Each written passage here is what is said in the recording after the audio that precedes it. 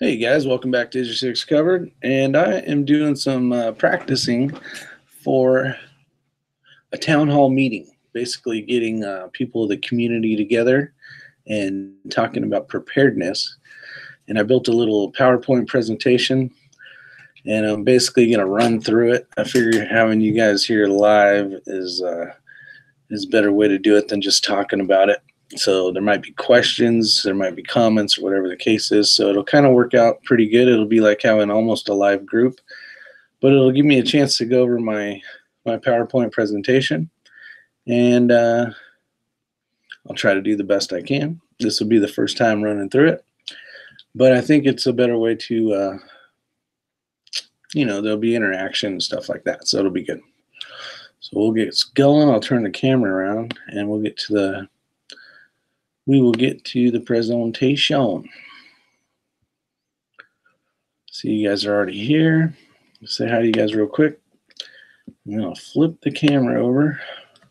Shooting with Uncle Dan. He's first. Plus Fork 8. Appreciate you showing up. What live this late, old lady was? Okay. No, I'm doing some practicing for a town hall meeting tomorrow. Trying to get people to be prepared. So with my presentation, my little PowerPoint that I made, it's basically to go over the presentation, and then it's to bring up questions at the end. So I'm hoping this will help. I'm hoping it'll get people sparked in the idea of preparing for, a natural disaster, whatever the case is. But let me flip the thing around here and let's see if we can get to the PowerPoint, and then we'll have some fun. So make sure it's showing it's backwards. Present to everyone. So let's try that, and then I will go to here. Let me find it first. So that should be the one there. Give me a second. All this technology. Ozark, thanks for showing up. All right, so this should be the one that you're looking at. So I'm going to go back. We will start from, right here. So basically in September every year is considered National Preparedness Month. So I'm either really early or late. But basically designed this quite a few months ago now, and finally the town hall meeting got approved. So we'll get going. I will not be able to see your comments while this is going, but I'll go through it real quick, and then we can I'll say hi to everybody. All right. So the reason why we should prepare. Okay, we got pictures of family and friends. We got pictures of parents, kids, our pets, and I think that one of the biggest things, no matter who you are, for the most part, your family is the most important thing in your life, and being able to protect them, being able to make sure that they are well taken care of, whether you're at the house or not, is a good example of why we prepare. I know being across country on the West Coast when my family's all on the East Coast, I really try to strive to make sure that they're ready to go in case there's a, winter weather storm or whatever the case is. They got the essentials that's going to help them until I can get back to them. So natural disasters, we got all sorts of different types of natural disasters, wildfire, and this year we had a ton of wildfires here on the in California. We got earthquakes. That's always a huge concern in California and other parts of the United States. Flooding, all the hurricanes. Think of all the feet of water that Texas secured. We had the huge storms come in off Florida, Texas, South Carolina, and so on. And then the vicious drought. California has always been a very drought-full state. This year we actually had enough rain where they considered us out of the drought, but with that came hot weather dried up our fuels, and then we had a bunch of fires. So, because it happens. A disaster is a serious disruption occurring over the relatively short time of the functioning of a community or society involving widespread human, material, economic, or environmental loss and impacts, which exceeds the ability of the affected community or society to cope using its own resources. And that is from Wikipedia. So, with that, we had natural disasters. Now we also have man-made disasters. And a human-made disaster involves an element of human intent, negligence, or error, or involving a failure of a man-made system. So think of like a large dam that has failed, has flooded out the town below it. That can be basically a failure of a man-made system. There's many different ways you can, come up with different ideas on that, but that's one of them. So here on the left, you see just all the different stuff that could happen. Typhoons, tsunamis, earthquakes, terrorism, volcanoes, disasters, wars, disease, floods, so on and so forth. There's just a ton of different things that have the ability to impact your everyday life and the world that's around you. And then the question is, are we prepared, or are you prepared? And they took a survey, and they basically said that 44% of Americans do not have a first aid kit, and 48% don't have emergency supplies. So out of all you guys in the audience out here, how many of you guys have at least a 3-day supply of food and water for you and your pets?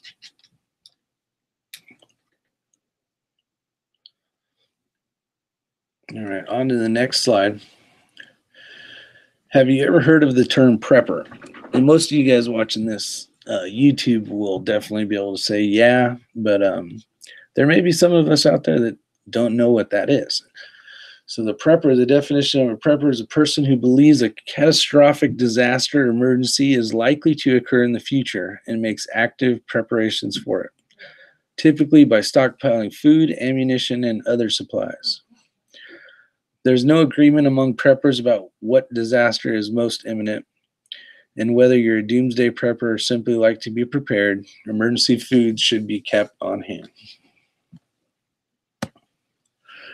All right, what I believe to be the worst TV show ever made of portraying someone that prepares would be Doomsday Prepper.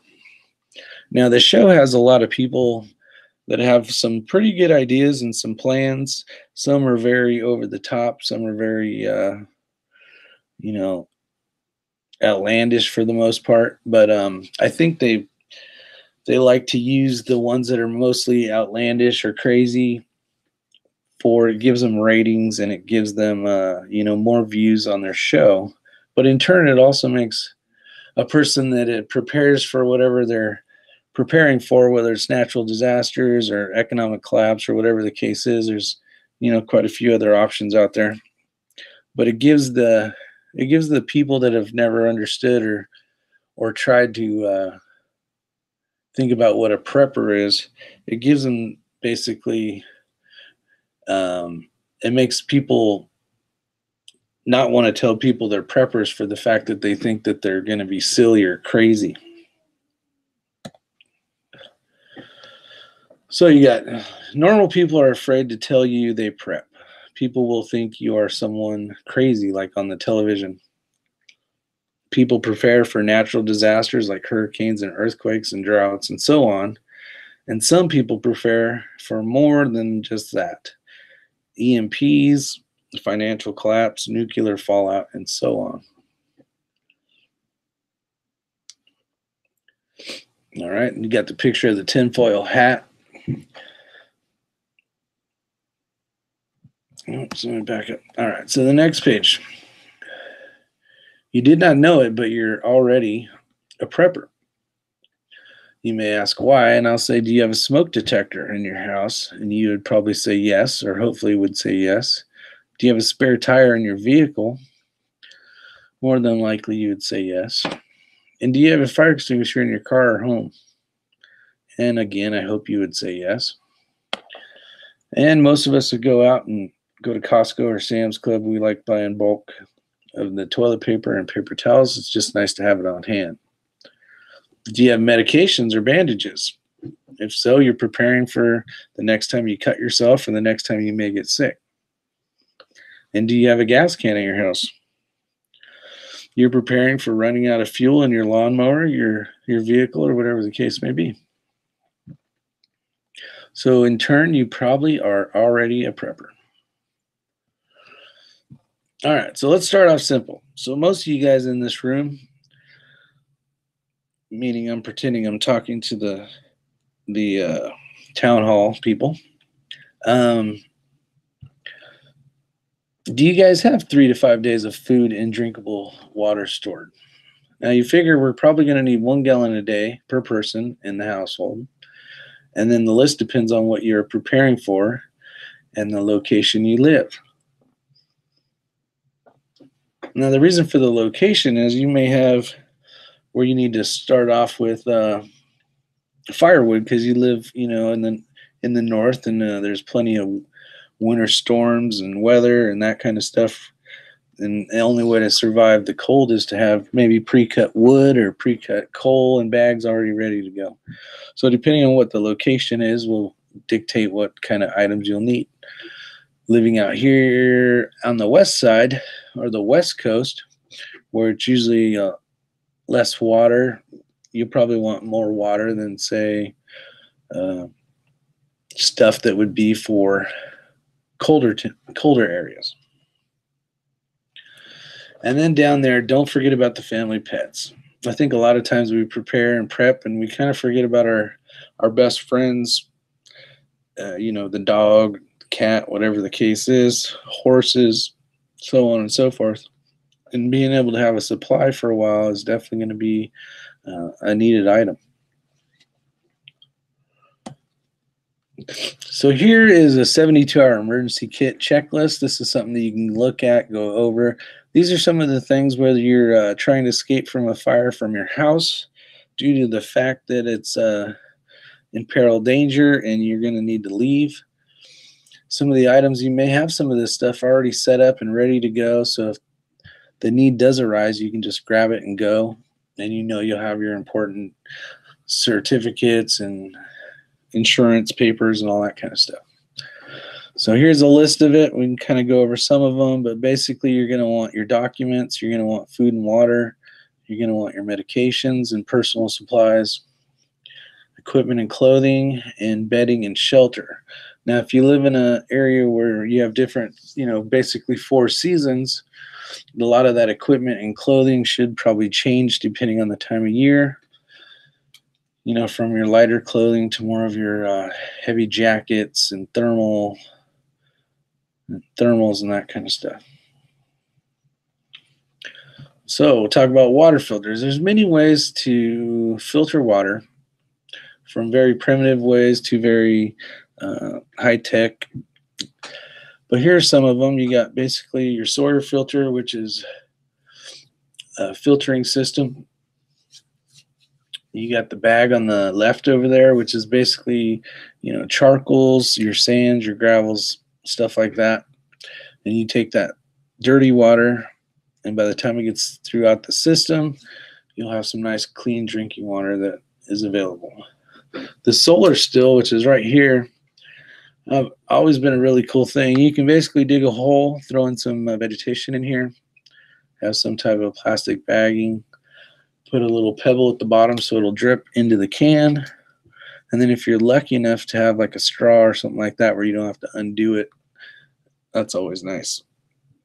So a lot of that can be different moistures. It can be, if you're especially in a desert kind of climate or whatever the case is, trying to find some foliage is going to be difficult. So trying to get moisture out of dry vegetation is going to be tough. So digging down into the soil more where there's going to be some moisture that will rise up, it's definitely going to help. Boiling your water is always a very huge good idea. Keeps you from getting bacteria, keeps you from getting some magic things that you don't want to happen to your body. We got the life straw here, which is basically a self-contained unit. You can use it just like a straw, like it says. Put it into some water. But be careful with some of that stuff because they don't really filter viruses very well. All right, and on the end we did water. Now we're on to food. And having some type of emergency food is very important. Some of the pros having dehydrated food and protein bars is they last a very long time. The ones you're looking at on the left they're up to 30 years. They're lightweight because the water has been basically dehydrated out of them, so they're easier to carry in a pack. They're easier to, if you needed to go on hiking or if you're in an emergency situation, you're not carrying the bulk of the water and all that with it. You just need to add water, but that can also be a con. And the con is you're going to need to be able to hydrate that stuff back up so that you can eat it. It is a little pricey. And some of the companies, like the brown buckets on the bottom, they don't have any meat in them. So that's some of the concerns or some of the things that people complain about is it's more like just noodles and pastas kind of stuff with rices. And there's really no product of protein via meat. So down on the bottom, you'll see some of these things here. These are basically like big cookies. They got some of them have like a vanilla kind of cookie shortbread taste to them. They do hold a lot of protein. Make sure they will make you very thirsty as well. So make sure you have some water available when you eat those. But they're good for throwing in your vehicle. If all of a sudden you're in an ice storm and you slide off the side of the road and nobody can get to you for a day, at least you have some nutrition. Hopefully you have some water and stuff like that. All right, moving on. Now, ways to make power. Basically, depending on what kind of emergency you have, maybe you had an ice storm and all the power's down due to the ice basically weighing the lines down and the tree branches breaking and falling on top of the power lines. Then you're out of power for a while, for the next 3 to 5 days. So these are some of the ways that you can energize some of your most important things, like your refrigerator, keeping your food available to eat, and other ways to basically power up your cell phone and anything that has a battery. So you got your gas or diesel generator, you got your solar panels, you got your wind turbine, and your hydroelectric. These are pretty cool for people that live where there's a lot of streams and stuff. You just throw it in the water, the propellers start spinning around, kind of like a boat prop, and then it's generating electricity. Kind of a neat little deal. Here is your emergency checklist. You can kind of look over that and see if there's anything that pops out as far as questions or comments. That's basically all the stuff you're going to want for your emergency checklist. It's nice to have a checklist because, for one, you may forget something that you didn't know you should have. The second is if you use something, you'll know that you'll need to replace it. So it just kind of keeps you up to par as far as your emergency preparedness goes.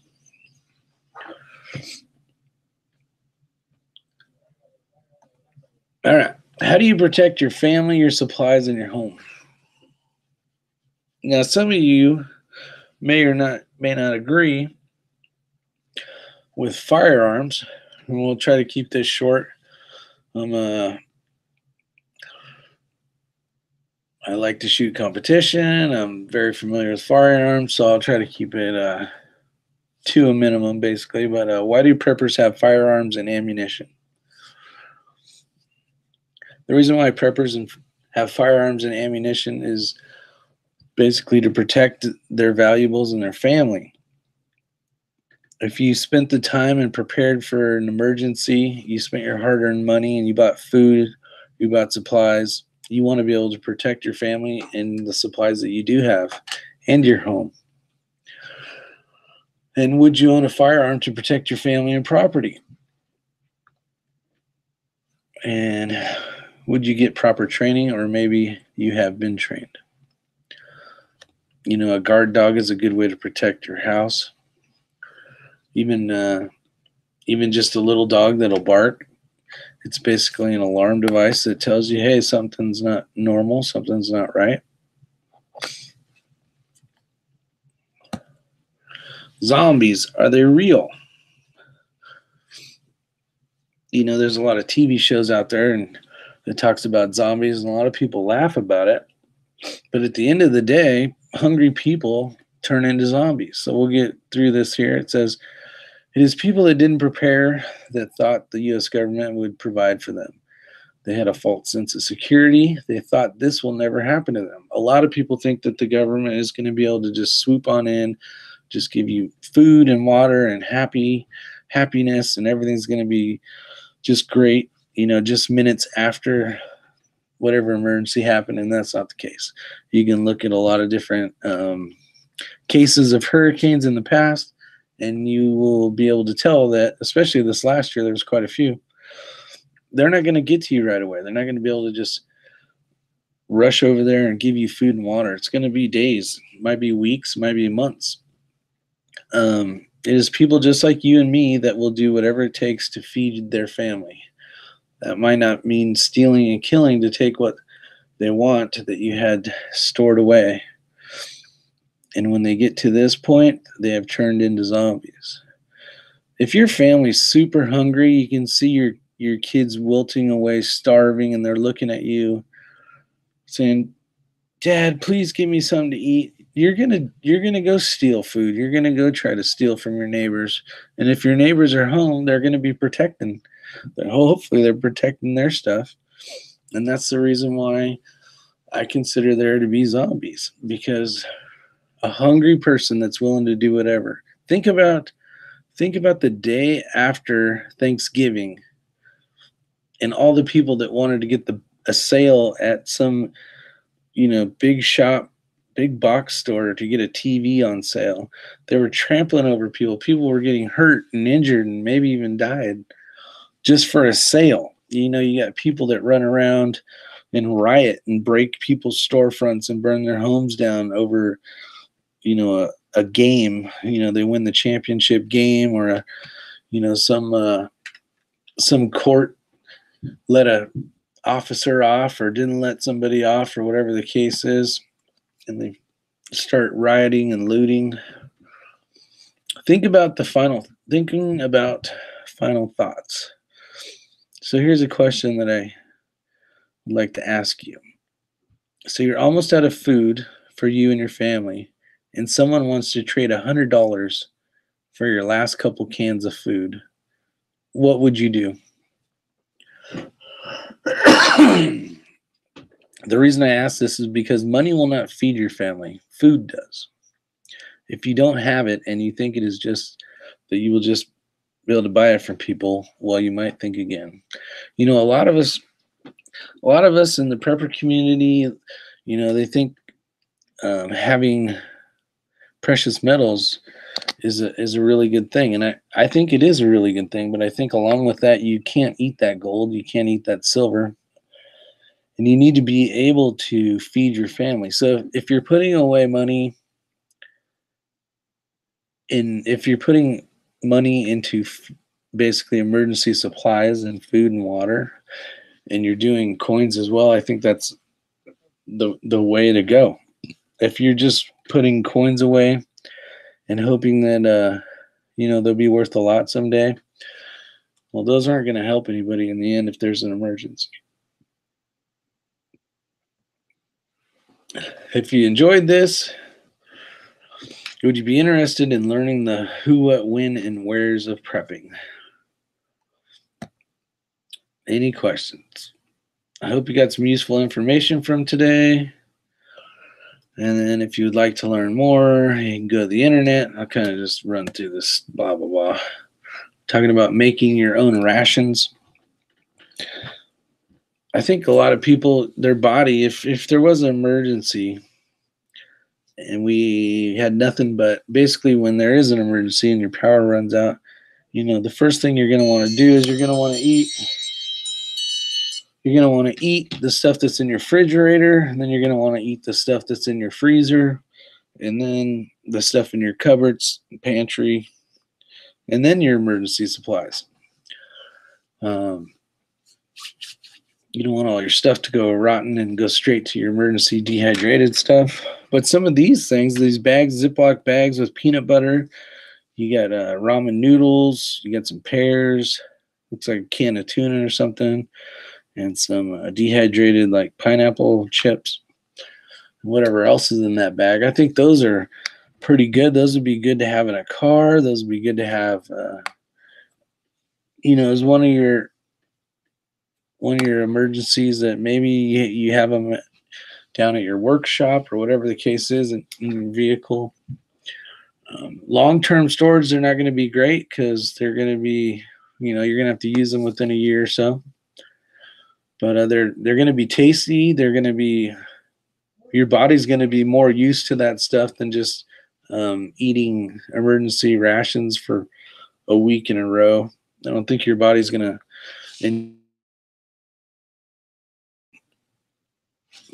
And the cons are when you start doing this, it can be very expensive as well. So everything can be recycled for another thing. What I'm getting at here is we have ordered these 50-year cans, these blue cans, and they last 50 years shelf life. I mean, that's amazing. But you can cut that can and open it up, and it can be a lighting source. You can put a candle in there that'll magnify it. You can use it for an alarm device, throw rocks in it and strings across the trees, and you'll know if there's someone in your perimeter if you wanted. And, tons of other ideas. So there's that. And then, so how many of you guys are ready to take the steps to prepare for an emergency? And what types of disasters are you going to be preparing for? And skills over gadgets. I think, there's a lot of cool gadgets, especially in the prepping world now, with the latest and greatest, lightest, coolest items. But they're very expensive. And a lot of times skills or thinking out of the box can do just as good as job or even sometimes better than the cool gadget. And it's a lot less stuff you can carry in your brain. You can carry a lot more stuff in your brain than on your back in your backpack. Don't keep all your eggs in one basket. I'm sure you've heard that before. So it's kind of a true thing, You want to have stuff stored in maybe a couple locations so that if your house collapses and you can't get to any of your magic emergency supplies, you may have one other option because you had them stored in a different area. The old two is one and one is none is a very true statement where we're thinking of, just think of a simple thing as far as starting a fire. You may have a lighter, but think of another way or have something else besides a lighter, because what if your lighter has no fluid in it, or what if it got smushed and everything leaked out, or whatever the case is. So the old saying, two is one, one is none, is still a very important saying to this day. So that is the end. See if I can figure out how to get out of this damn thing. All right. So let's go here. And your screen sharing, stop presenting. Let's see if you guys are out there still. Oh, there's 7 people. Let's see here. So, thanks for showing up. Let me see who's out there. Yeah, I was just trying to go through it in my head, and I was trying to do it, but I needed to have an audience per se. I think it just helps. All I gotta do is find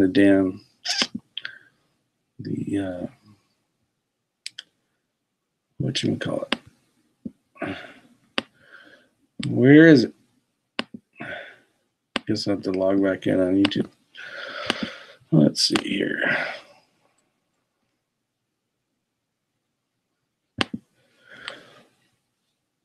Go say hi to everybody.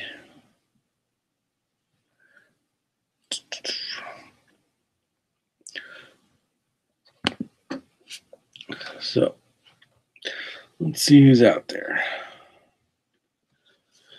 All right, we got a Fuzz Fork prepping to endure, shooting Uncle Dan, Mindy Patriot Angel, Scotty M. How are you guys doing today or tonight? Land Run 89. So I'm trying to read your guys' comments because I wanted to see if there's something I should add to my thing or if it went pretty good. I think it's a lot easier because there'll be a lot more interaction. So it's basically, I'm going to do the PowerPoint real quick. And then it's basically going to be a room. I don't know how many people will be there, 30 or maybe more. But then it'll be more questions and just verbal communicating, not so much me giving a speech. It'll be more of bouncing stuff off each other, which will be hopefully pretty cool. So let me go down here. If you guys had any good questions, put them in again because I couldn't go through all those. So we are being a smart asses. Land Run 89. You guys are supposed to be that way. That's what makes it fun. Store what you eat. Yes. If you have the ability to definitely put in, I love peanut butter. So it's like, I always make sure every time I go to the store, I grab a couple. My wife's like, you're crazy. I'm like, yeah, whatever. But yeah, paper towels, hygiene stuff, toilet paper for sure. You know, plastic bags. If you run out of water and you got plastic trash bags, worst case, you could throw them in the toilet, use them, and then tighten them up and go outside and burn them or whatever you need to do. Bury them. Good. Now we have a pick. Yeah. Yeah, I had to go through my little PowerPoint there. So how's everybody doing tonight? You guys having fun? You guys bored as heck? Or what's the deal? It's Monday night. So you guys probably had a crappy day at work. You're looking for something fun to do. And you ended up here.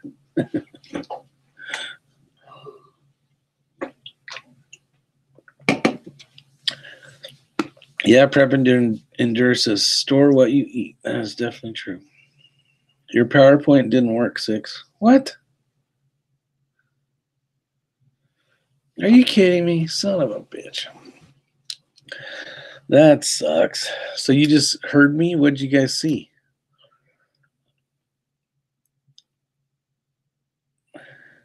Oh, well, that's a bummer. Are you guys screwing with me? Probably not screwing with me, are you? Doing better than I was, Rick. We saw the 6. The 6? What's 6? On the little 6 logo thing? That's a bunch of shit. Your screen was black, 6 ball. Ah. I thought Stevie Wonder was running the thing. Oh, man. Okay, let's see if I'm not going to go through it again, but I'll show you the PowerPoint. Maybe. Maybe. Let me get ready first. There it is. That sucks, guys. Yeah, I built this cool PowerPoint. You guys didn't even get to see it. Son of a bitch. Let's try it like this, and then here. Now you guys should see it.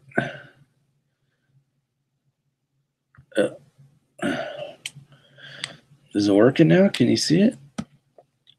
See, you got that. Man-made disasters.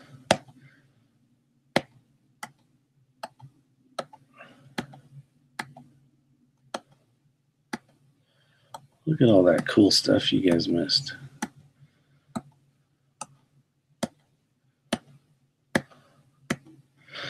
That was it. exit.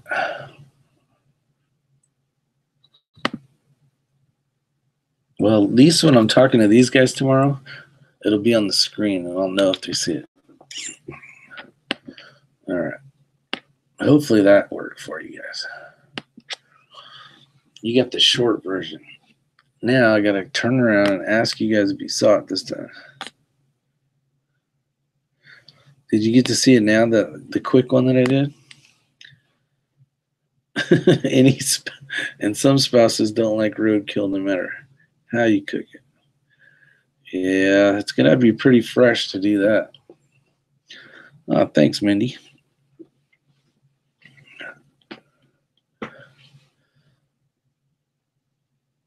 Yeah, it sucks because I'm on duty, so I'm presenting this thing in my fire uniform, where I would much prefer to do it as just like someone that's, that tries to prep, basically.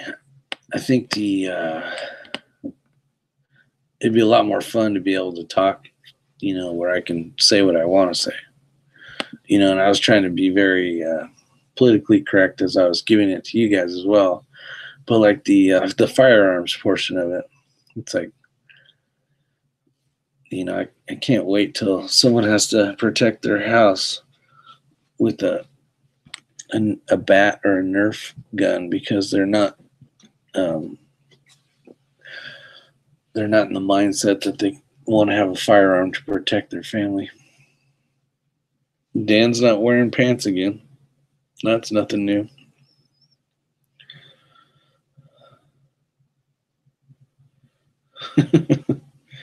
Sexy Fury, watch your video later, you'll see. Lie to him, or we have to endure it again. Buzz fork. All right. Well, anything, any topics that I should have put on there that you guys think are a must-have?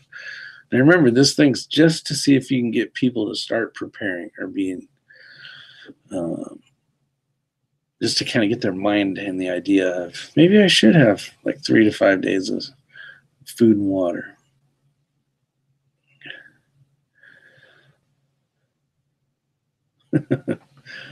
Old fuzz fork.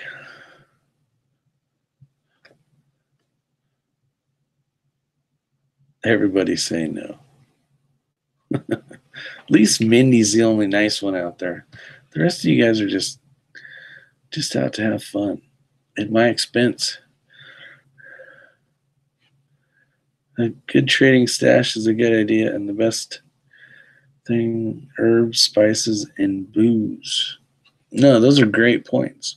And a lot of things, and what I'm trying to do is if they're interested in this, then we're going to do like actual hands-on training of stuff. This is where we'll be able to talk about, like seeds, firearms, food and water, like actually get into it. Do like where people are cleaning dirty water and coming up with different ways and see what works best for them.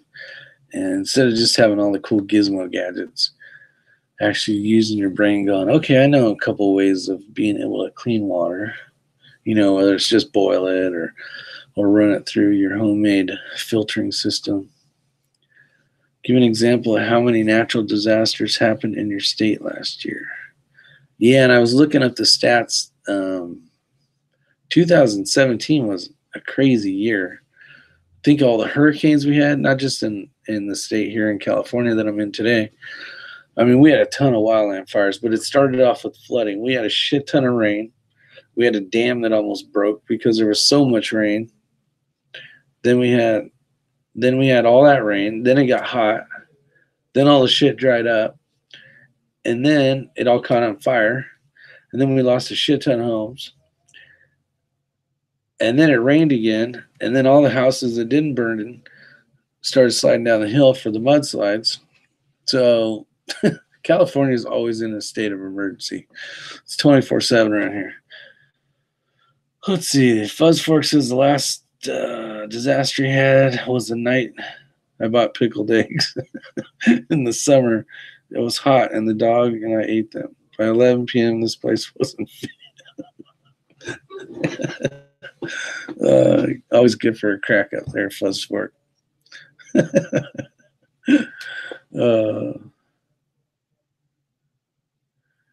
Let's see. Give an example of how.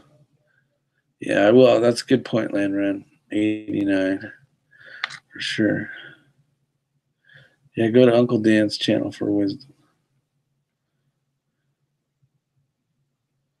No, I'll talk about that. Money scenarios, like I said, Scotty, that's good. And spices and booze and tobaccos.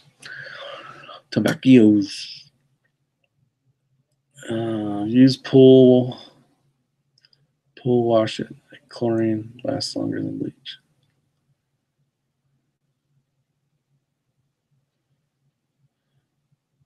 Yeah, when I lived in California, we had a pool, and one of my plans was it wasn't a crazy big size pool, but I had a pretty good filtering system, hand pump deal that I was gonna filter the water and use that water for drinking water. Because water is not easy to find around here, especially a few years back when we were in a heavy drought. All right. Any other things that can help with that class tomorrow, guys? Make sure you wish me luck, because I can always use luck. It's better to have luck. Oh. And I worked out yesterday for the first time in like 400 years, and I fucking can't move a bone in my body now. Oh, me sore. I don't know what I was thinking. Probably a bad idea. But it didn't kill me, so must have made me stronger. I thought you was in South Crackalacky. I live in South Crackalacky, but I work in California. Good luck, you'll do fine. Thanks, Mindy. See that, guys? That's how you like give people luck, and you tell them how great they're gonna do, even if they fall on their face. But see, that's how you do it. So there you go. Just so you guys know next time. Join up with X-Ring. Yeah, he'd definitely be in charge of a security detail. Yeah, one long commute. Yep. I wake up butt crack early in the morning, drive to South Carolina, get on a plane, and usually get here about 12.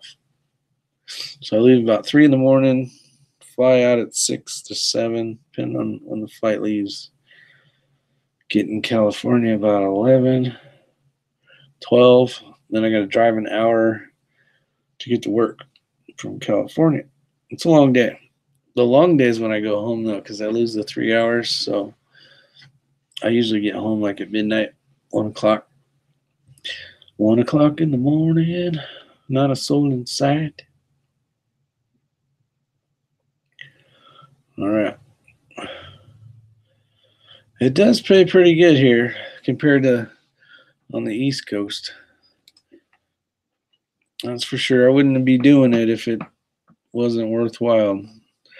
Dan, and this is my 29th year, so I'm basically trying to get my 30th year, and then I'll probably retire and do something else. Not do the commute anymore, but put my 30 years in, go do something else. How often do I do that? I do that once a month, sometimes twice a month. So I work 8 days in a row, and then I'm home for 16, but I lose two of those days for flying. So the day I come in a day early, and then I leave the day after. So I'm really working, I like to call it, I work 8, 16 off, and those are 24-hour days. Like I'm here 24 hours a day for 8 days, and then I'm off for 16. But I lose the 2 from flying, but it's still good. My kids are older now, so it's not. Hold on, we got a call. I'm gonna mute it so you don't hear it.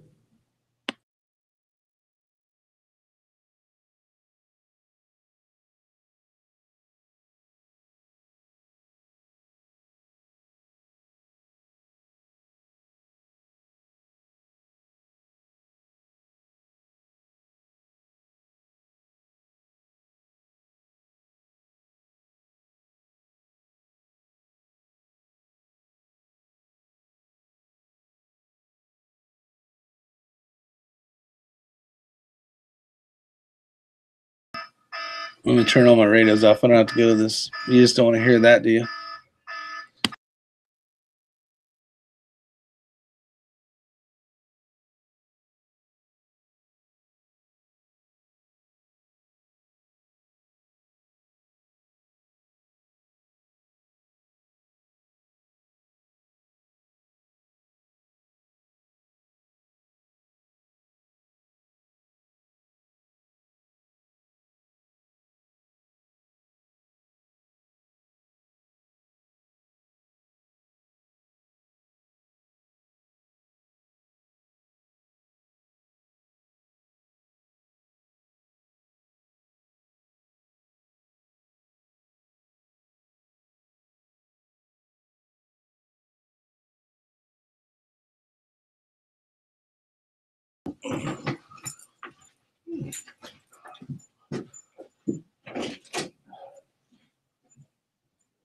Into 59, breathing problems, echo response, next door to 2-1.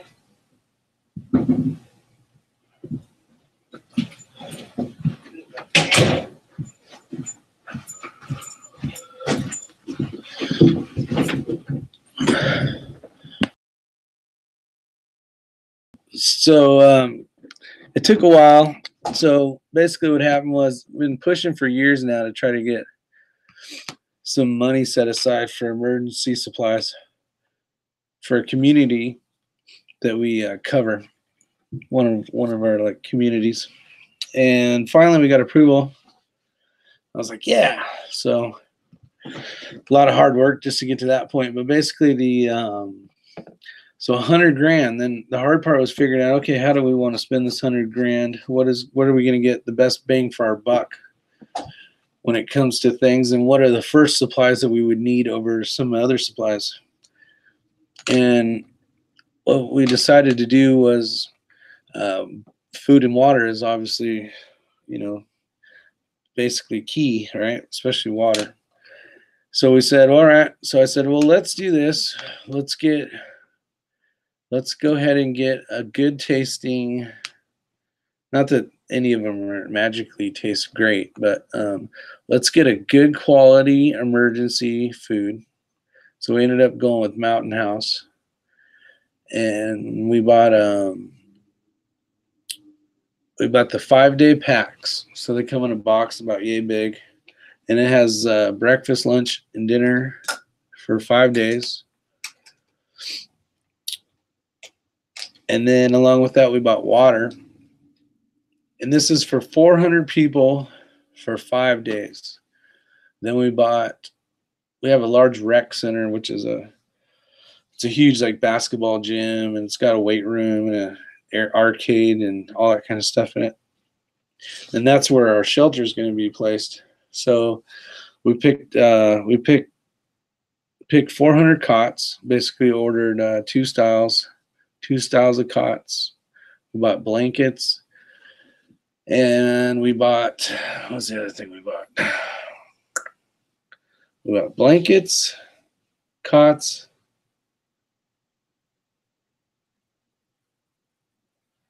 I think that's it. I want to say there's one more thing. I can't think of what the heck it is. I don't think it's pillows. It's not pillows.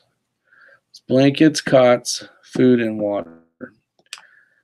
And right at the $100,000. And because we spent so much money on it, we got an outstanding deal compared to if you were just going to go buy one box of like Mountain House 5 days food supply.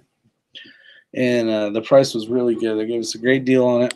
And along with that, we had 50-year water. So the blue can water lasts 50 years.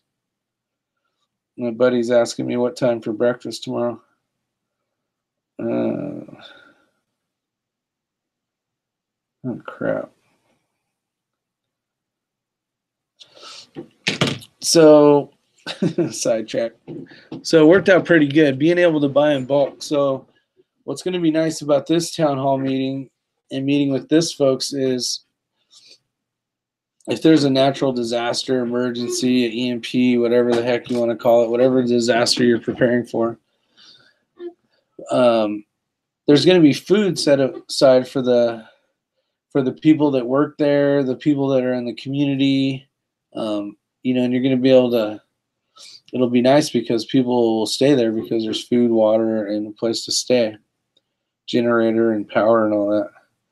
But the what's nice about this meeting that I'm doing tomorrow is it's going to give an idea, and that's some of the props someone was talking about now. I think Scotty or somebody about, have stuff to show and tell kind of deal. And we're going to bring some of the food and some of the water and those kind of items, and they'll be able to look at them and see about doing, building another order basically if they want stuff for their house.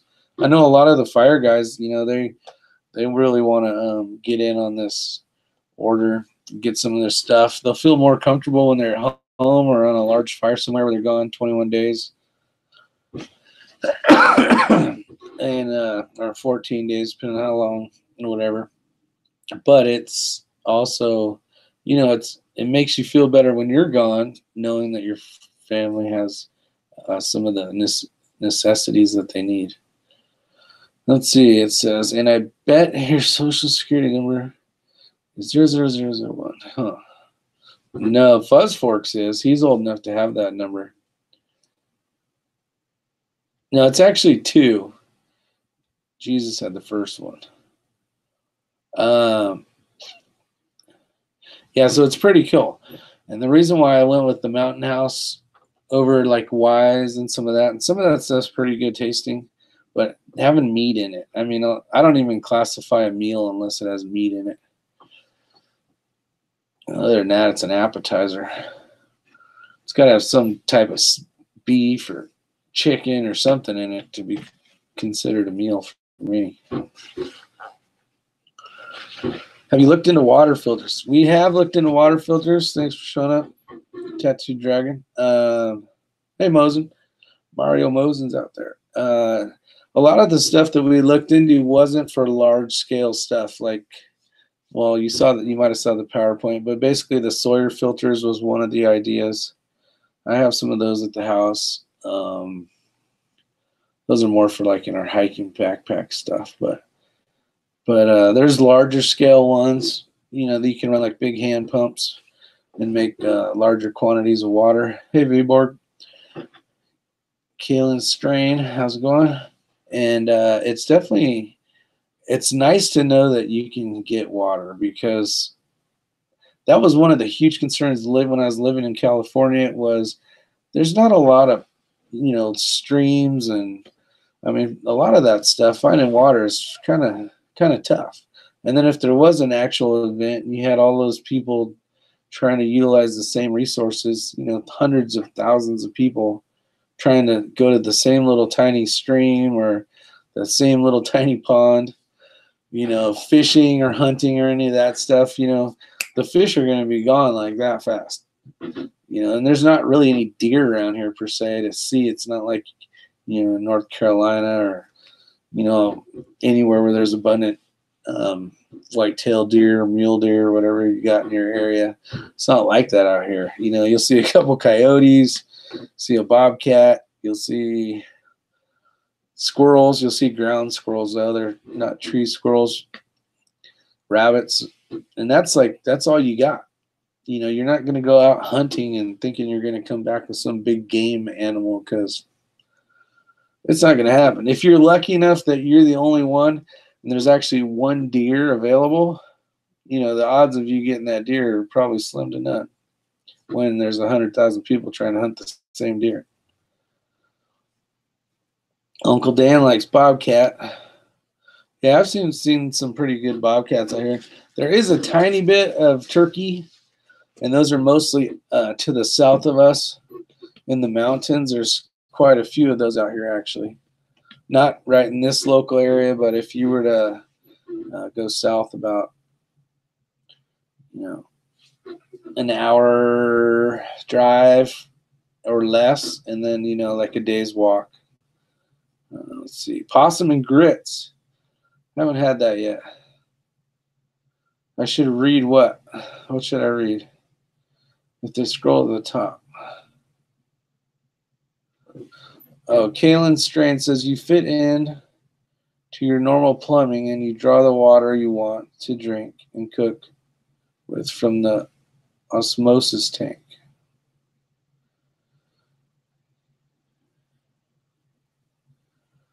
Yeah, that would work if you didn't live on a hill,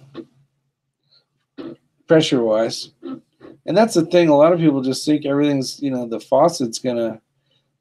One day I screwed up one of the lines. I broke the line, and we didn't have water for like 4 hours. And you'd be amazed how many times you go to wash your hands, and you're like, you put soap in your hands, and you're like, shit, I have no freaking water. You know, I mean, just how much we just rely on this little valve that squirts water out, and then all of a sudden, even for just a little screw up for a few hours while the you know the glue dried and all that, you're like, damn it, I did it again. And then you're like, you got soap all over your hands. Now you're using a towel, and you're like, then you'll go outside and you're working on something else, and you'll do the same shit. It's amazing how many times when you don't have water.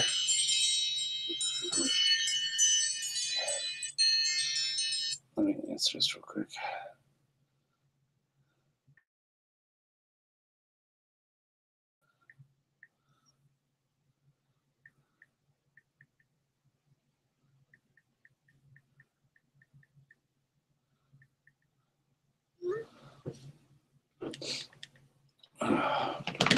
I work in water plants. See, that's where that's a good thing. You got those little water tester strips. You probably brought some of those home, Dan, on an accident to test the water. See, Mosen says, ever thought of investing in a water well? Do you feel there's water in your property? Oh, my property over here has a well, and it has city water. But when I was out here, the one house we didn't have a well. The other one we did, and we did have a generator where we could pump our own water.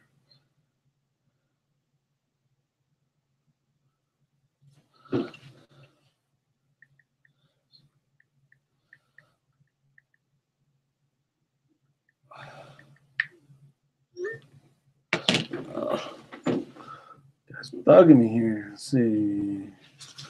Today's Monday. Tomorrow's Tuesday. Yeah, so Wednesday.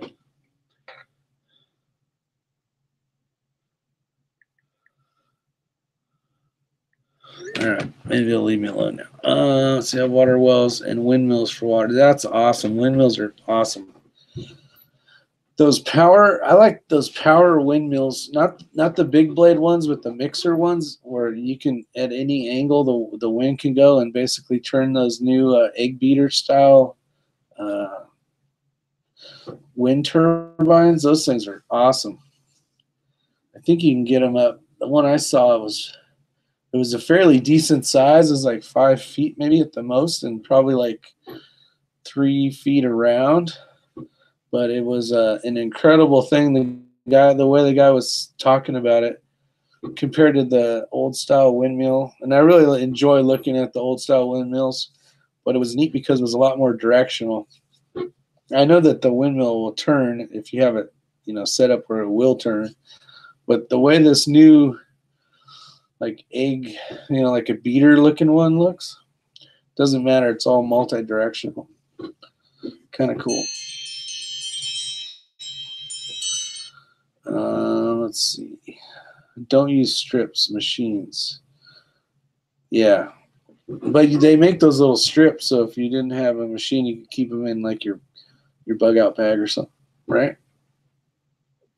Florida's got snakes. Yes, they do. And gators, deer, and bear. Lots of things to eat out there. And lots of things to get eaten by. So, Scotty. Right, Scotty? But yeah, you could have gators, deer, and bear, and snakes. Rainwater collection systems by Kalen Strain says that rainwater collection systems, you can put a filter on the line that runs from the tank to your house. Yeah, that's pretty cool. It's weird. In some states, you can't even collect rainwater. Can't believe that. Stuff that came from your roof, you're not allowed to keep. I live in a small apartment, so I can't do a lot of this kind of stuff, but it's very cool tech. Well, even knowing about it and knowing how to do it is awesome. I mean, I talked in the thing earlier tonight about, we can have all these gadgets and stuff, but our best tool is the one between our ears. The more stuff that we can put in there, different ways of cutting something or different ways of doing something, instead of having to have that, that new tool or whatever to get it the job accomplished. All this stuff was being done hundreds of years ago with, very primitive tools, and being able to go, oh yeah, I remember seeing a picture like that, or I've done that before with my grandparents, or I got that tool in the shop, or whatever the case is a huge plus. Knowing how to grow stuff. Now that we moved, I've been, I've got a nice piece of property, and I just need to get off my lazy butt and set up basically start growing some veggies again. It'd be nice to have it set up. Very true. A little knowledge goes a long way. Yeah, and instead of having a backpack that weighs 6,000 pounds because you had to bring every gadget in order to accommodate everything you're thinking you're going to need, you can go, oh yeah, I'll just cut the tree down, I'll split it in half, I'll make one of these, and I'll make a saw, or whatever the case is, and you have all that in your head. That's less stuff you have to carry around. Mindy Patriot says, our bug out location is on a 2,000-acre deer lease in the middle of East Texas and backs up to a lake with all kinds of wildlife. That's a beautiful plan, Mindy. Sounds like you got a lot of deer, you got a lot of property, you can grow crops. You got plenty of water, it sounds like, big old lake. You got fish, you got ducks, geese, all that stuff that's going to fly over and want to go in there. You got, besides deer, I'm sure you got tons of rabbits and all that other stuff. Sounds like paradise. Sounds really cool. Mike Brown, Ohio. You can have anything you want, just don't get caught. Yep, you can have anything you want, just don't get caught.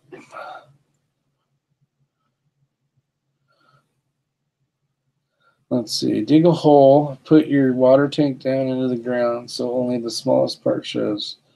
No one would know. Trying to go back here, catching up on your guys' conversations. Oh yeah, Uncle Dan says if you can't build fire without matches, definitely he suggests you should learn.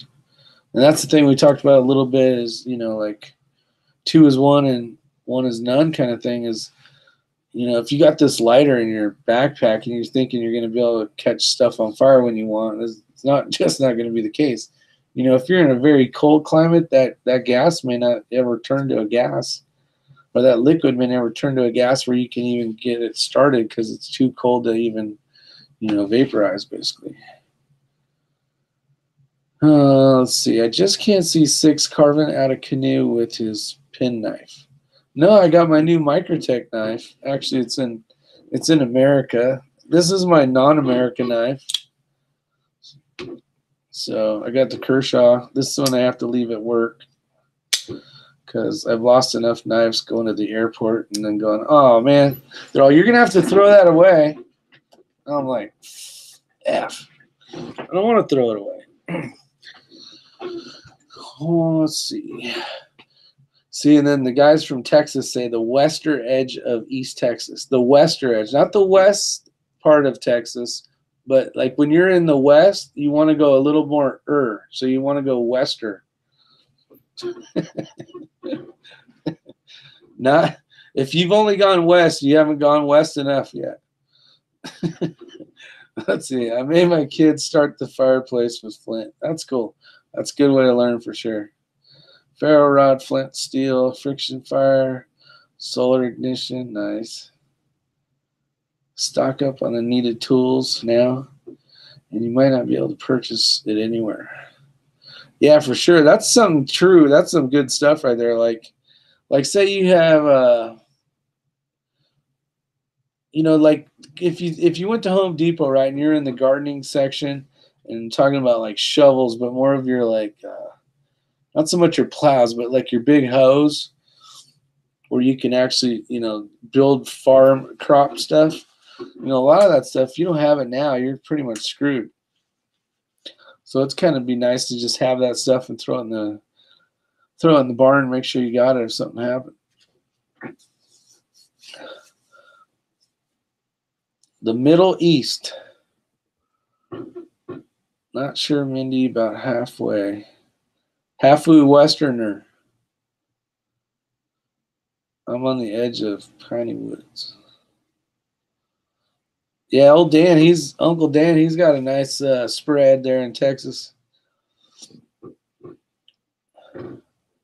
He's got water running through his property too. At least there's that one spot where he shoots. Looks like it's got a stream of some sort running through there. Keep those feral hogs from being thirsty while they're mowing all his rooting his crop up.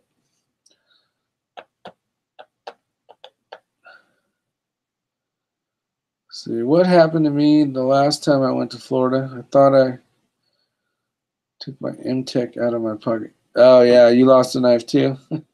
Yeah, that sucks. Actually, we went to, I was in Tennessee last week and a half ago. Hell, I don't know, it's a couple weeks ago. And we were going into the Grand Ole Opry, and you got to go through these metal detector things. So I was like, and I had a knife on me. I knew I couldn't have a gun there because it's from the last time I went, but I didn't know you couldn't have a pocket knife. So the guy's all, you're gonna have to keep this here. I'm all, oh, good, you're gonna hold it for me? He's all, no. He's all, it's not gonna be able to go through. So I'm like, well, shit. So what I did was I said, okay, and my wife went through, and I just basically walked over to the planters and like grabbed my knife, threw it in the planters, and then put like a big leaf over it. And wouldn't you know it was there when I got back. So I figured I had about a 50-50 shot on getting it back, and it seemed to work out. I thought for sure it'd probably be gone. Hey, it's Luke Banner, the man, the myth. Glad to see you here, buddy. Let's see. Yeah, so I'm pretty excited about being able to help out tomorrow. Hopefully get a few more people to become prepared. So that'll be interesting, and to hear what people's thoughts are. Especially with all the stuff that goes on around here. There's going to be a massive earthquake in California someday. I don't know when or whatever, but you just know it's going to happen. And then, there's always fires and all sorts of crazy stuff happening.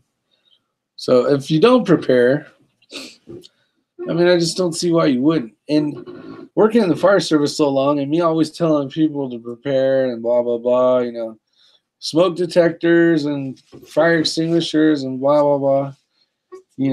If before when I wasn't prepping, I felt like an idiot because I'm like, yeah, you guys really need to do this, but I didn't have it. You guys really need to have this, and at the time I didn't have it. And that was a long time ago. That was like over 15 years ago. The most important thing for long-term survival besides food and water is vitamin C. You know what's funny? We were just talking about vitamin C 3 days ago. The chief, my fire chief, the guy that's above me, he was reading something or watched something about this one doctor, and this doctor, he wasn't watching something. He was actually, his mom was ill, had some heart problems, and he was actually talking to the doctor. And the doctor said, if you took vitamin C, like I think it was like 700 milligrams a day. He's all that stuff does more than anybody ever thinks. Like fights off cancer, does all this other stuff. And I'm like, wow, I've never heard of a doctor actually saying that. And he's like, this doctor could not talk highly enough of vitamin C. He said, if you take vitamin C, it does this, this, this, and it's just rattling off all this stuff. And vitamin C is easy to take. I mean, shit, some of those pills taste good. They're nice and sour and make your mouth all, it's like having a candy, a Sour Patch candy or something. And it's good for you. So I got to agree with you there. I haven't had pine needle tea yet, Fuzz. I have seen them make it. Haven't had it yet. My problem is I want a pound of sugar in it, and I probably wouldn't even taste it. Oh, vitamin C with rose hips in it. Rose hips, what's that help do?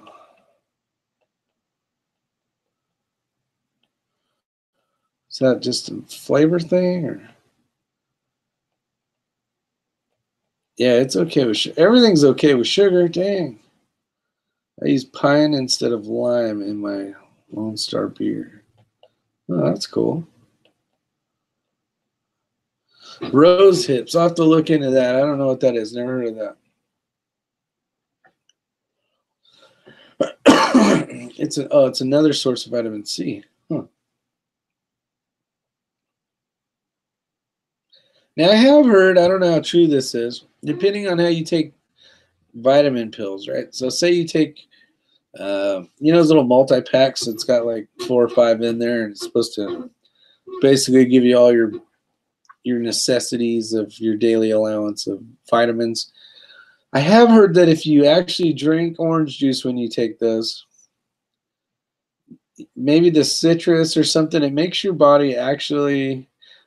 I guess the best way to say it is a lot of times when you take those multivitamins, your body doesn't have enough time to actually capture all the good stuff that it has. So you actually lose a lot of it within your urine and your stool. So, taking it regularly would definitely help, because then, a little bit of this day and a little bit of the next day, where your actual body would have time to ingest or utilize the vitamin. I'm assuming, but I remember a teacher or somebody saying, if you take orange juice, it breaks it down faster or something, and it gives it your body a faster chance to let it, digest into your system. So I don't know if that's right or not. Maybe you guys can tell me. I got informed state of mind saying true. I don't know if that's the answer for what I was talking about, but I have heard that. They say, let's see, they digest better if you drink or eat a little fruit. So it must be something with the citrus or the sugar part of it that breaks it down faster. Hey, Zeus is out there. Let's see, Zeus. What Zeus say? I had to show a truck driver how to hotwire his truck tonight. Yeah, rock on, brother. You damn hoodlum. Let's see.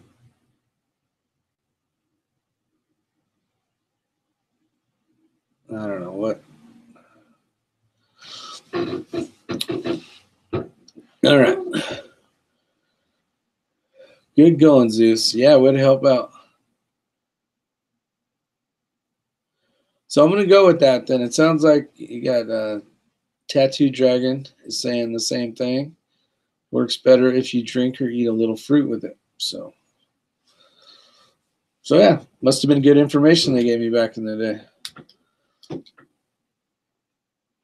Greens.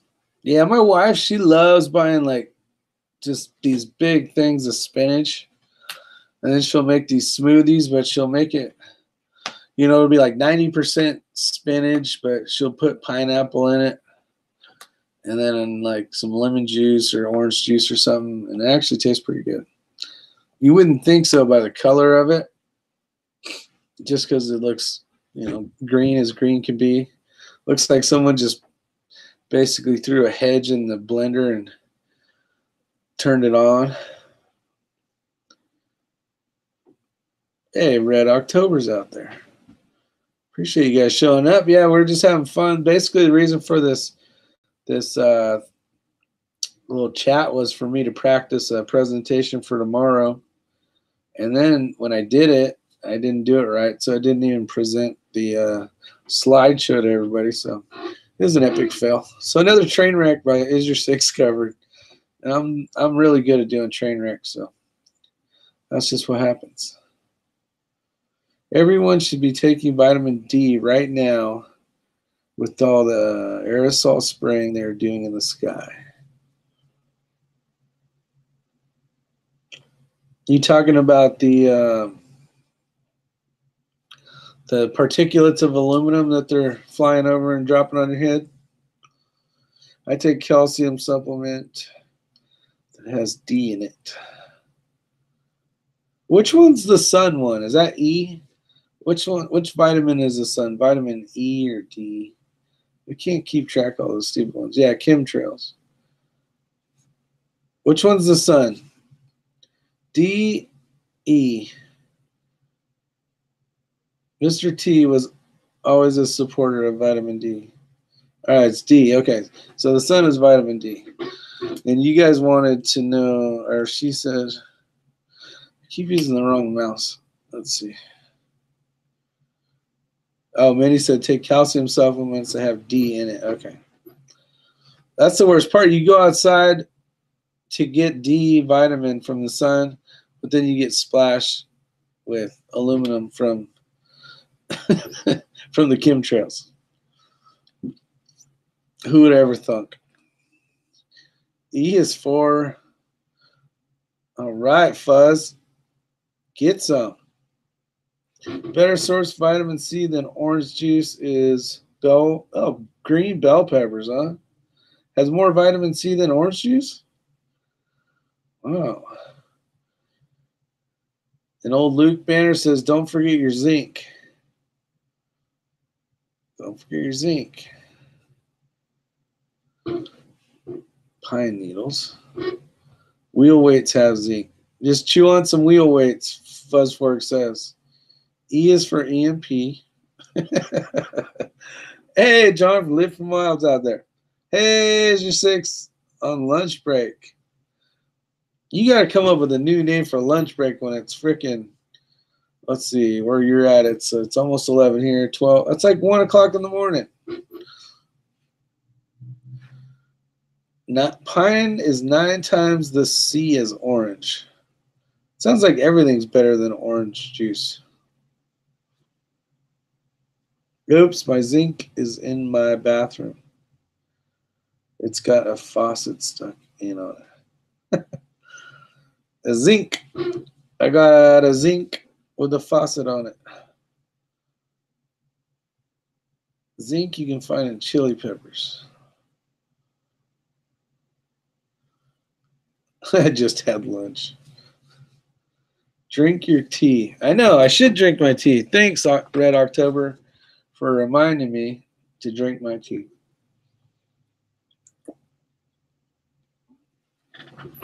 I like tea. Drink your milk. All right, so here's a question for you guys, since you guys brought milk up. I'm sure we don't drink it as much as we used to when we were younger, but what milk do you buy when you buy milk at the store? Like, I always bought homogenized. See, like I had friends that owned a dairy farm, and we go over there, and it was the best milk ever. And it was thick, and it was good. And when I got married 100 years ago, my wife wanted to give my kids, well, first it had to be organic milk and all that. But,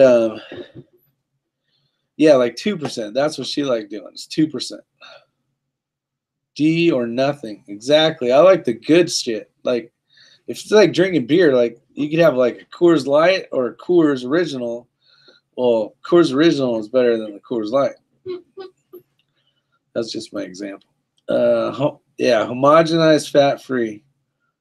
Homogenized fat-free. Is that less fat than 2%? Yeah, it's got to be. That's like water, Scotty. That's like white water. When I can afford it, I get the milk in the glass bottle. Oh, yeah, especially the chocolate one. When I finish it, I take the bottle back to the store and get $3. Those bottles, you get $3 back on those? Got Luke Banner likes the 2%. I can actually stomach the 2% now because I've been married so long. But like before, when it was like white water. I was like, why would you pay this much for just white water? Like, there's no milk in here. Yeah, you pay for watered down milk. You could almost buy D milk, pour half of it in another bottle, fill it back up with the rest water, and then you'd have 2% milk. I buy whole milk, and everyone hates it. It says, welcome to the country. I say, welcome to the country. Yeah, exactly. Like, that's what I grew up on, was good old-fashioned, homogenized, 100% milk. 1%, why bother? I prefer whole milk, but I'll drink any milk. Yeah, see, my kids actually prefer the other stuff now. They don't drink the stuff I like, of course, because mom usually goes shopping, so she gets the other shit, so they've been more used to that.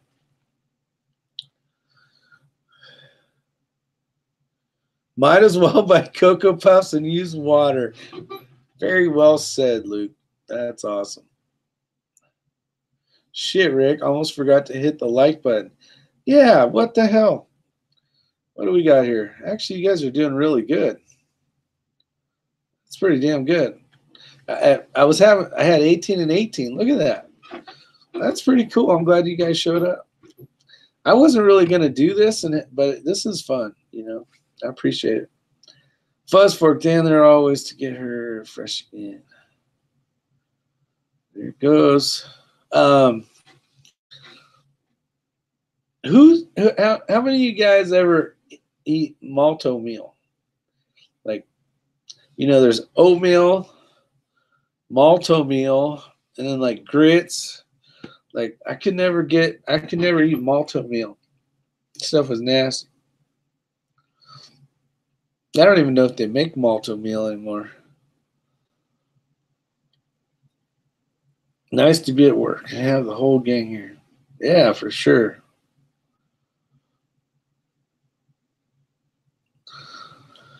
Kaylin, thanks for showing up. That was awesome. Appreciate the comments, and thanks. All right, for those of you, cream of wheat. Yeah, cream of wheat was the other one. That's right.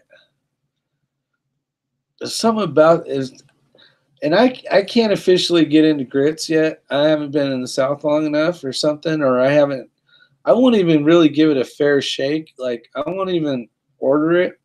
I remember I went into Waffle House, and I go, yeah, let me have whatever breakfast it was. And they're all, how would you like your grits? And I'm all, oh, nope, I don't need them. I'm all, but how can you get them? And they named off like 50 things you could put on grits. And I'm like, holy shit, I didn't know you could have so much stuff.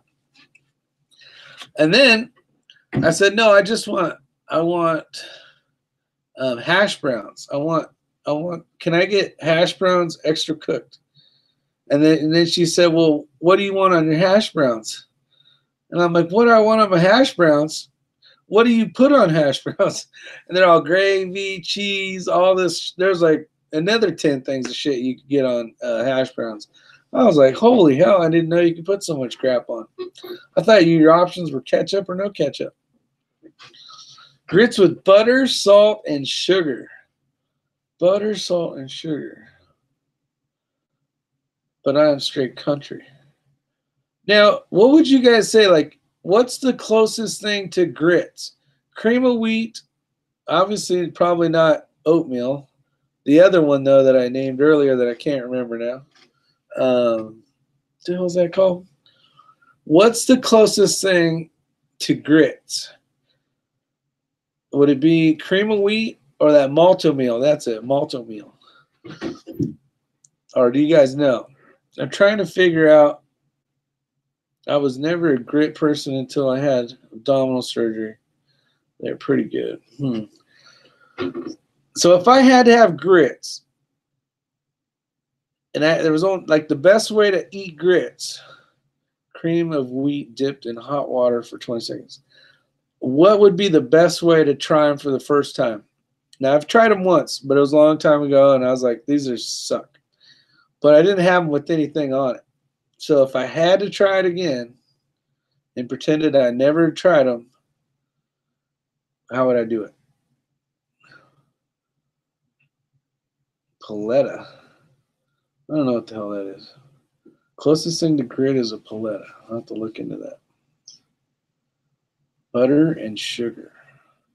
That actually sounds pretty good. Cook the shit out of them. Hot sauce, salt, pepper, mic drop. A guy is going to jail for selling body armor he said was level 4 and it wasn't. MDT body armor. And that was the guy who had a business selling fake grits with bacon grease. With butter for breakfast, maybe maple syrup. The closest thing to grits is called shit. Yeah, I don't know. I have to give him a shot again because I didn't. I was just like, doesn't look good. It looks like dried up rice, but not so much dried up. Just looked like a big bowl of rice. Didn't look interesting at all. Didn't have anything fancy in it. And I don't mean fancy like stuff. I mean, it just looked like a big blob of nothing. What did I skip? What did I skip, Uncle Dan? Maple. Maple. Fuzz. What did I miss here? He does that, Dan. Fuzz Fork's always the first one to be an asshole. I love it. The guy is going to jail for selling. I read that. Grits with bacon grease. Read that one. Butter for breakfast. Maybe maple syrup. Closest thing to grits called shit. Fuzz. How did I miss anything here?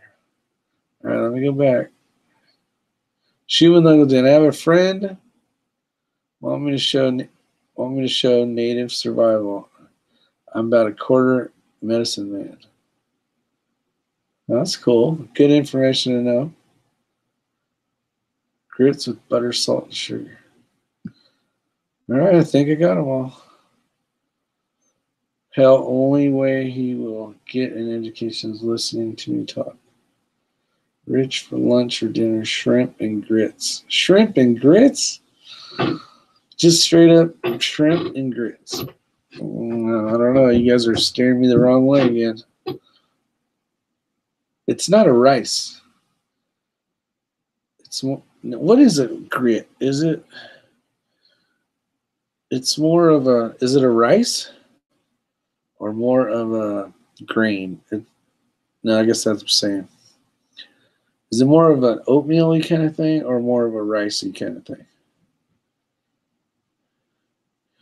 Grits is dirt. That's how it tastes. Scotty says it's the bomb. Red October don't like it. I'm not wearing pants, Fuzz. I don't have to. Corn. Oh, it's corn. Ah. So it's just like blended up corn then, basically. It's like chicken food. Chicken food that you turn into, it's like mash. You turn into, am I on the right direction here? Like a mash? I thought it was white, though. Oh, hell no. I don't like hominy. Nope. Nope. Chopped up corn.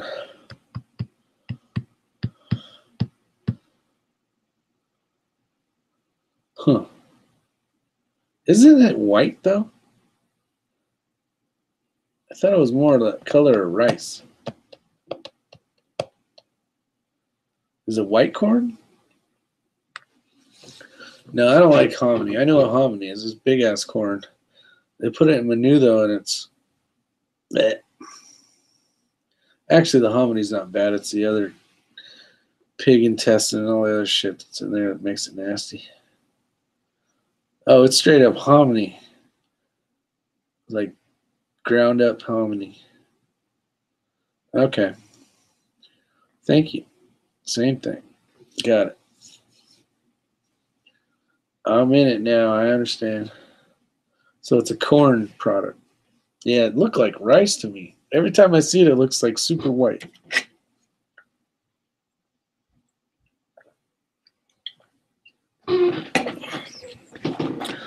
How long have I been yapping, gang? Does anybody know? All right, Red. Have a good night, buddy. I think I'm going to end it here soon anyways. So let me say goodnight to all you guys. Peas and hominy. Before you leave, wish me good luck. Hope I do a good job and present this thing and get people to want to become self-sufficient preppers.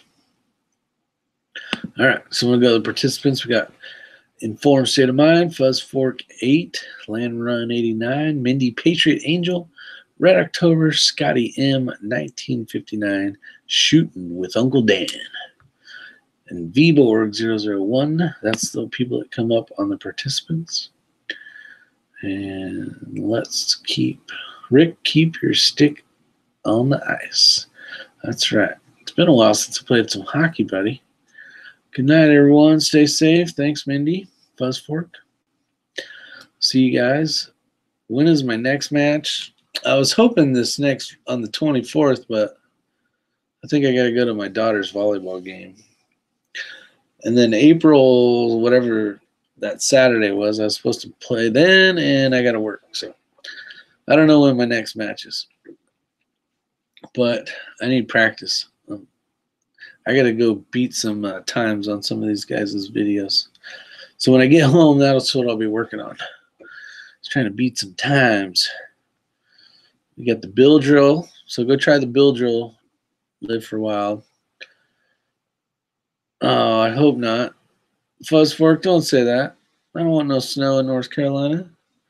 Damn it. Now you're going to make me look on my thing. Fuzzfork, you got me looking here, Fuzz. Where the hell's my little app at? And it is, oh, no. Let's see. Come on, phone. Where the hell is it? Greenville, Hendersonville. No snow, just rain. Nope. Don't be doing that to me now. Maybe on the 5-day or the 7-day forecast there might be snow. I hope not, though, because I want to be flying home in a few days. Working on getting a new shotgun for 3-gun. What are you going to get? I'm telling you, for the bang for your buck, it's the freaking Stoger 3000. I appreciate the quiet night, Scotty. We actually been getting our asses kicked the last like 4 days. Not me so much, but the guys, man, they as soon as they get in the station, off they go again. They're like, I can't believe how busy it is. Get a muzzle loader. Yeah, get a belt-fed muzzle loader.